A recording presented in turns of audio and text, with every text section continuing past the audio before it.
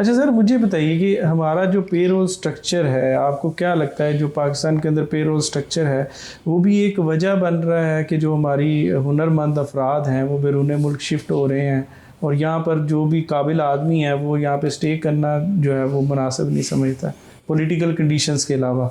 अच्छा देखें, इसमें ना सिर्फ तनख्वाह नहीं है, हमारा एक और प्रॉब्लम है। हम हर चीज़ को ना एक पैरामीटर पे तोलने के आदी हो गए। हमारा ये ख्याल है, ठीक है, कि तनख्वाह हो तो सेटिस्फाइड, तनख्वाह ना हो तो डिससेटिस्फाइड। ठीक है, तनख्वाह बहुत अच्छी, बहुत ज़्यादा सेटिस्फाइड, तनख्वाह बहुत बुरी तो बहुत कम सेटिस्फाइड। ठीक है। देखें, और भी गम है ज़माने में मोहब्बत के सिवा, तनख्वाह के अलावा और भी मामलात हैं। Sometimes a simple PAT on your back saying very well done, कमाल कर दिया नजम आज तो, ये जो चीज़ है बहुत दफ़ा यही चल जाती है।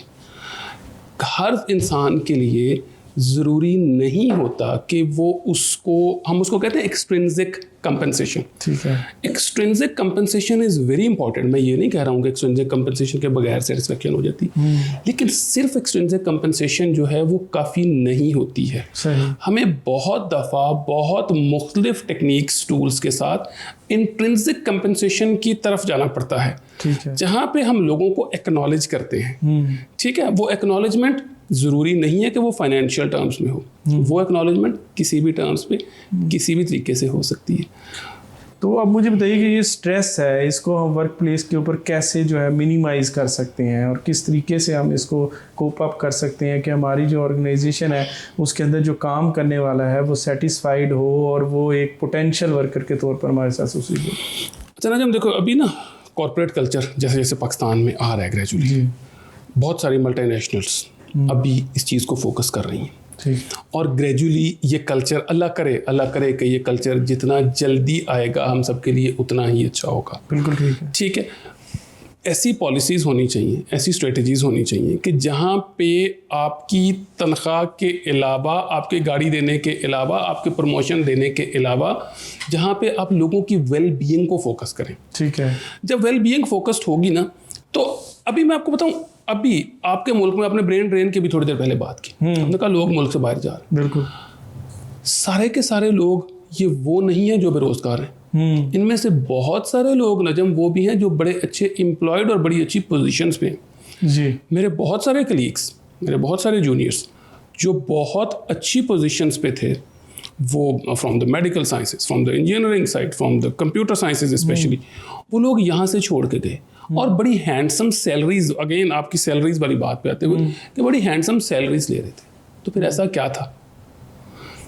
देखिए, एक तो आपके सोशियो कल्चरल फैक्टर्स अपनी जगह पे डेफिनेटली दे डू एग्जिस्ट, वो अपनी जगह पे हैं, लेकिन ये जो वर्क प्लेस पे जो चीज़ें हैं सर, इनकी वजह से एक्चुअली मुसलसल प्रॉब्लम्स आ रहे हैं। सर एक और भी तो थ्योरी है ना, कहते हैं कि जो है वो ऑर्गेनाइजेशंस लोग नहीं छोड़ते, वो बॉसेस छोड़ते हैं, ये भी तो एक वजह है ना? नहीं, देखें, जब भी कोई एम्प्लॉय जॉब कर रहा होता है ना, एम्प्लॉय जॉब कर रहा होता है ऑर्गेनाइजेशन के साथ, वो कहते हैं कि हमेशा be loyal to your organisation, not to your boss.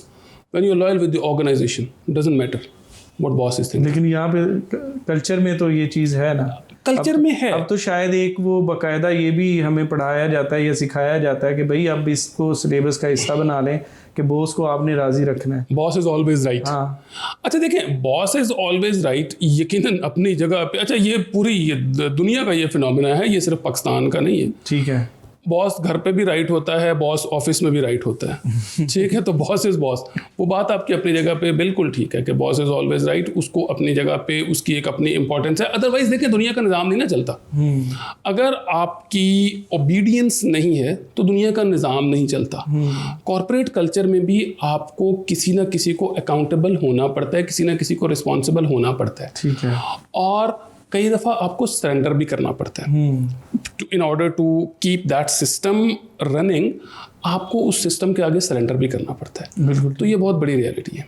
अच्छा सर, आपके 25 से ज़्यादा रिसर्च पेपर हैं जिसके अंदर मुख्तलिफ आपने जो है वो चीज़ें बताई हैं, रिसर्च आउट की हैं, तो आपको क्या लगता है कि आपके जो फिगर्स हैं या जो आपने रिसर्च की है उसका आउटकम क्या निकला है? पहली बात तो ये नजम, आपकी रिसर्च जो है ना वो थोड़ी सी मैं उसको करेक्ट करूंगा, ये 25 नहीं है, ये एक्चुअली तकरीबन 50 के करीब हैं। अच्छा, माशाल्लाह। लेकिन अगेन सवाल आपका वैलिड है जी। मैटर ये नहीं करता कि पेपर्स कितने, मैटर्स ये करता है कि उसका सोसाइटी को फ़ायदा क्या हुआ। ठीक है, ठीक हो गया। हमारे पास अनफॉर्चुनेटली जो मैं हमेशा, मैं किसी टीवी चैनल पे जाऊं, कहीं पॉडकास्ट पे जाऊं, कहीं वो मैं किसी कॉन्फ्रेंस में जाऊं, कहीं भी जाऊं, मैं हमेशा ये कहता हूं कि research not just for the sake of research, research has to be for the sake of humanity. ठीक है। हमारी जो रिसर्च है अनफॉर्चुनेटली वो बहुत सारी रिसर्च हो रही है, लेकिन उसका फ़ायदा शायद मेरी सोसाइटी को, मेरे कल्चर को, मेरे एनवायरनमेंट को, मेरे मुल्क को नहीं हो रहा है। सही। उसकी शायद रीज़न ये है, हम रिसर्च के उन पैरामीटर्स से ही आगे निकल गए हुए हैं जो कि एक्चुअली बेसिक रिक्वायरमेंट है। देखें, जब भी रिसर्च होती है, रिसर्च का मकसद होता है किसी एक प्रॉब्लम को सॉल्व करना। बिल्कुल ठीक। अब वो प्रॉब्लम छोटे से छोटा भी हो सकता है, बड़े से बड़ा भी हो सकता है, प्रॉब्लम किसी भी फील्ड में हो सकता है। प्रॉब्लम एक्चुअली क्या होता है कि कोई भी चीज़ जैसे है, जैसी होनी चाहिए, उसके दरमियान जो गैप है ना जी, उसको हम प्रॉब्लम कहते हैं। बिल्कुल ठीक है। ठीक हो गया। अच्छा, वो किसी भी चीज़ को कुछ भी प्रॉब्लम हो सकता है। ये लाइटिंग इस वक्त ऐसी है, ऐसी होनी चाहिए, इसके दरमियान जो गैप है दैट इज़ अ प्रॉब्लम। अब उस पर रिसर्च हो सकती है। ओके। अब होता क्या है कि जब हम उस प्रॉब्लम को आइडेंटिफाई करते हैं ना जी, तो हम एक्चुअली उससे पहले उसके रिजल्ट पे पहुंचे हुए होते हैं। हमें पता होता है कि हमने इस रिजल्ट पे पहुंचना है। अच्छा। जो रिसर्च की ऑब्जेक्टिविटी को ख़त्म कर देता है। रिसर्च का जो पर्पस है वो है actually to solve the problem. अब देखें, कोई भी चीज़ है, फॉर एग्जांपल हमारे सामने ये लाइट्स लगी हुई हैं, अब ये they are a result of a research जी। ये लाइट पहले किसी और फॉर्म में होगी, ग्रेजुअली किसी ने कहा होगा कि इस लाइट को ऐसे नहीं ऐसे होना चाहिए। बिल्कुल। वो गैप उसने फिल किया, फिर उसने कहा नहीं थोड़ा सा इसको और लंबी कर दें, मजीद बेहतर हो जाएगी। बिल्कुल ठीक। किसी भी फील्ड में, मेडिकल साइंसेज की रिसर्च, आप एंडोस्कोप से लेके आप एंजियोप्लास्टी तक, आप कोई भी आप इन्वेंशन की बात करें, कभी भी कोई चीज़, कोई इन्वेंशन ओवरनाइट नहीं होती। ठीक है। इन्वेंशन होती है रिसर्च की बेसिस पे। बिल्कुल ठीक है। ठीक हो गया।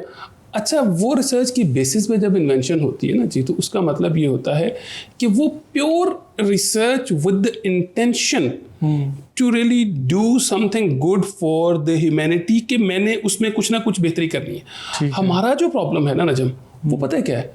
हम रिसर्च करते हैं इसलिए कि मुझे प्रमोशन चाहिए। हम रिसर्च इसलिए करते हैं कि मैं नजम के शो में जाके ये बता सकूं कि 25 नहीं 50 हैं। अच्छा, ठीक है। ठीक हो गया। हम रिसर्च इसलिए करते हैं कि मुझे उसकी बेसिस पे इंक्रीमेंट्स मिलेंगे। हम, और फिर ये सिलसिला यहाँ पे, ये सिलसिला फारूक तक या नजम तक नहीं रुकता, ये सिलसिला ऊपर HEC तक जाता है। ये सिलसिला जो है, चूंकि ऊपर से ये कहा जाता है इतने पेपर प्रोड्यूस कर दो। अब इतने पेपर प्रोड्यूस कर दो, प्रोड्यूस तो हो गए, अब व्हाट नेक्स्ट? वो आप चूँकि खुद वो है ना, उसके कॉर्पोरेट सेक्टर से आप हैं, वो मार्केटिंग मायोपिया हम पढ़ते होते थे कि आप चीज़ को जो है ना जी, वो विदाउट लुकिंग एट इट कि उसकी ज़रूरत है या नहीं, just keep on producing it. सही। उसको इतना प्रोड्यूस कर दें कि कमाल कर दें आप। ठीक है, ऐसे नहीं है। एक्चुअली होता क्या है कि आप कोई भी रिसर्च जब प्रोड्यूस करें, रिसर्च सिर्फ उस किसी भी रियल लाइफ इशू को लेके उसके सोल्यूशन को ढूंढने का नाम जो है वो एक्चुअली रिसर्च है। और हमारे पीछे रह जाने की जो एक वजह है ना, वो यही है कि हम रिसर्च के उन पैरामीटर्स को फॉलो करवा ही नहीं सके। क्या सर बुनियादी ढांचा जो है वो सपोर्ट नहीं कर पा रहा? जी बिल्कुल नहीं कर रहा। जो तालीमी ढांचा है वो इसको सपोर्ट नहीं कर रहा। बिल्कुल मतलब नहीं कर हम रहा। यहाँ पे देख रहे होते हैं कि बच्चों की PhDs हैं, उनके जो थीसिस हैं और बाकी मामलात हैं, कहीं पे वो लिखे लिखाए मिल जाते हैं और मतलब कॉपियाँ भी मिल जाती हैं, तो वो उसी तरह बस चल चलाओ काम हो रहा है। लिखे लिखाए पे हम ना भी रहें, लिखवा भी लें बच्चे से, तो क्या लिखवा रहे हैं? मैं आपसे एक स्टेप आगे जाता हूँ, मैं कहता हूँ जी ठीक है लिखा लिखाया नहीं मिला, हालांकि ये भी रियलिटी है जो आपने बताई, ये भी रियलिटी, लेकिन मैं एक सेकंड के लिए कहता हूँ चले हम इसको भी छोड़ देते हैं जी। अब लिखवा भी लें, अब लिखवा के क्या कौन सा आप तीर मार रहे हैं? क्या कर रहे हैं आप लिखवा के भी? लिखवाने में भी आप वही कर रहे हैं कि आपकी intention is not to do something good for the society, is not to actually add something into the literature, is not to actually do something good for the society, बल्कि आपका ऑब्जेक्टिव क्या है? आपका ऑब्जेक्टिव है simply कि जी आपने just research paper produce करना है, डिग्री लेनी है, डिग्री लेनी है, और उसकी बेस पे आपको डिग्री मिल जाती है, डिग्री की बेस पे आपको नौकरी मिल जाती है, नौकरी मिल जाती है तो नौकरी मिलने के बाद अगेन प्रमोशन आपको रिसर्च पेपर की बेस पे मिलती है, आप अगेन वही काम को, प्रोसेस को, उसी को रिपीट करते हैं, उसी के पूरे पूरे माफियाज हैं जो आपको सपोर्ट करते हैं, एज अ रिजल्ट आप प्रमोट होते होते होते होते आप पहुंच भी जाते हैं हर जगह पे, लेकिन अल्टीमेटली जो उसका जो एसेंस था वो कहीं ना कहीं कंप्रोमाइज हो जाता है।